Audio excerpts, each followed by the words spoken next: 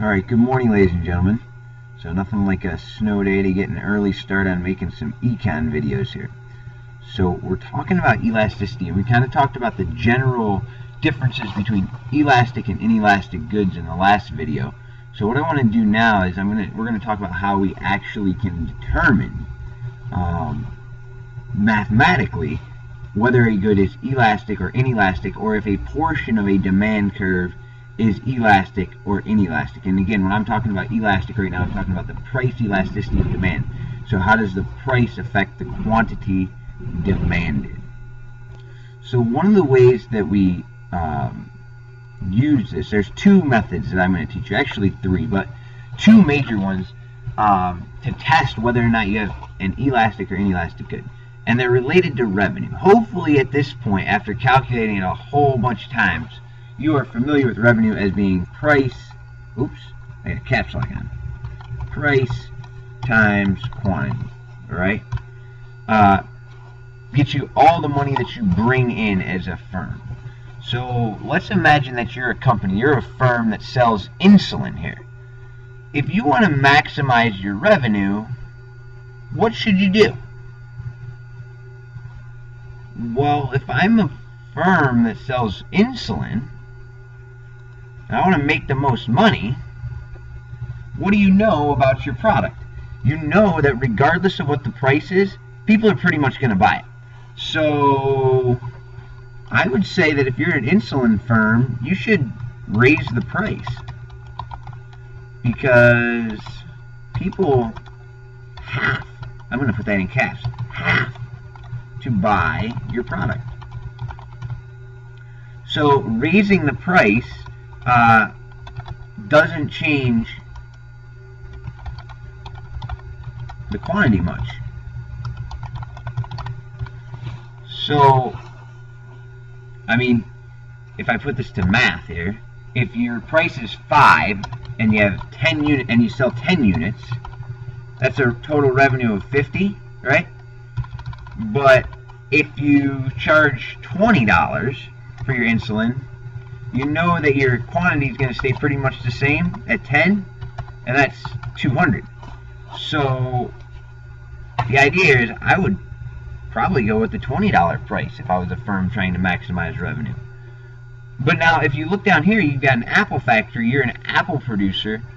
What are you going to do if you want to maximize your total revenue? Well, the game's a little different here for apple producers, right? Because if you raise your price like the insulin folks do, what's going to happen to your quantity number here? Instead of staying at 10, whether the price is low or high, your apple people, they're gonna bolt on you. So they're gonna go buy bananas, they're gonna go buy pineapples, they're gonna go buy pears, they're gonna go buy something other than apples to get their fruity, delicious kick on.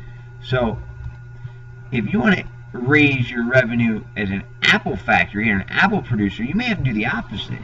You have to lower the price to attract more buyers. Okay? Because raising price makes quantity decrease. So I guess if I wanted to put math to this, I might go, let's see here.